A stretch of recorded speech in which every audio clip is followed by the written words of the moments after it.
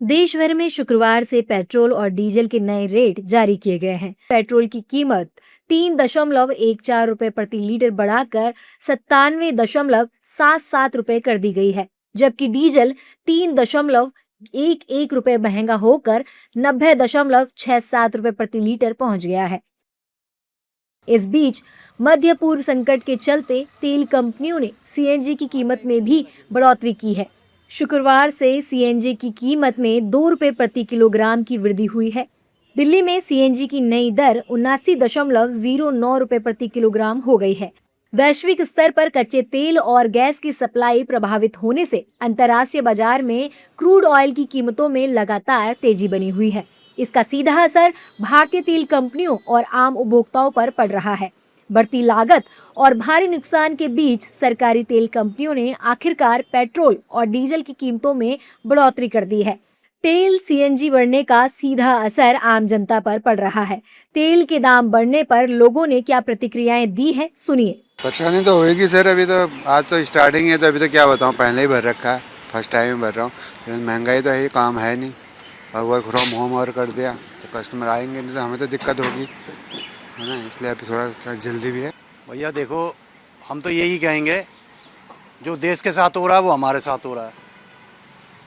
ये तो पब्लिक को समझना है, ठीक है। इस बात को पब्लिक को समझना है। सरकार को भी कोशिश करनी चाहिए, जो नीचे के लोग हैं उनको राशन पानी मिले, वो अपनी जीविका सही से चला पाएँ। अब उसमें कहना क्या है सर, इतना सारा ग्लोबल क्राइसिस मचा हुआ है पेट्रोलियम को ही लेके, और जो हम लोगों का मेन सोर्स है मिडल ईस्ट, वहीं से सारा हम लोगों का डीजल, पेट्रोल, सीएनजी, ये सब चीज़ें चलती हैं। तो ग्लोबल क्राइसिस में अगर 3 रुपये महंगा हुआ है तो इसका सपोर्ट, मान लीजिए, विरोध तो नहीं करेंगे हम लोग, क्योंकि हम लोग भी देख रहे हैं स्थिति क्या है, और देशों की अपेक्षा में हमारे यहाँ पे अभी ही रेट बढ़ा हुआ है। बाकी जगह पे तो बहुत पहले से बढ़ा हुआ है रेट। नहीं, बढ़ना तो था ही, सबको पता है बहुत अच्छी तरह कि बढ़ना है, मेंटली सब प्रिपेयर थे, लेकिन सिर्फ 3 ही रुपए बढ़ा तो इस चीज़ का बहुत सुकून है।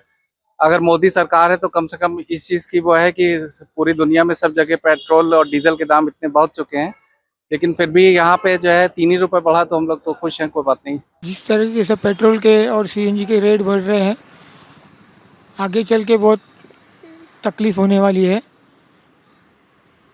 दिन ब दिन सीएनजी भाव बढ़ रहा है, खर्चे का आगे के जाके सोचना पड़ेगा। और जिस तरीके से सरकार इलेक्ट्रिक व्हीकल चलाने बोल रही है, बहुत महंगाई होती जा रही है दिन पे दिन सर, क्या ही किया जाए, क्या कर सकते हैं बताओ। देखना चाहिए सरकार को इसके बारे में थोड़ा सा, गरीब लोगों के दिन पे दिन महंगाई होती जा रही है, कुछ सॉल्यूशन निकालें। हमारा तो यही काम है, रैपिडो चलाना, तो पेट्रोल का तो मेन काम ही हमारा। बता दें कि इससे पहले प्रधानमंत्री नरेंद्र मोदी ने बीते रविवार को संकट के मद्देनजर विदेशी मुद्रा बचाने के लिए ईंधन के विवेकपूर्ण उपयोग, सोने की खरीद और विदेश यात्राओं को स्थगित करने जैसे उपाय अपनाने की अपील की थी। इस बीच रुपए में भारी गिरावट दर्ज की गई है और यह अमेरिकी डॉलर के मुकाबले 95 रुपए प्रति डॉलर के स्तर को पार कर गया है। अंतर्राष्ट्रीय बाजार में जारी अस्थिरता के चलते आने वाले दिनों में ईंधन की कीमतों में और उतार चढ़ाव देखने को मिल सकता है। पेट्रोल और डीजल की कीमतों में excise duty, VAT, dealer commission और अन्य शुल्क जोड़ने के कारण उपभोक्ताओं पर अतिरिक्त बोझ पड़ता है। ऐसे में बढ़ती महंगाई के बीच ईंधन की कीमतों में इजाफा आम लोगों की जेब पर सीधा असर डालने वाला साबित होगा।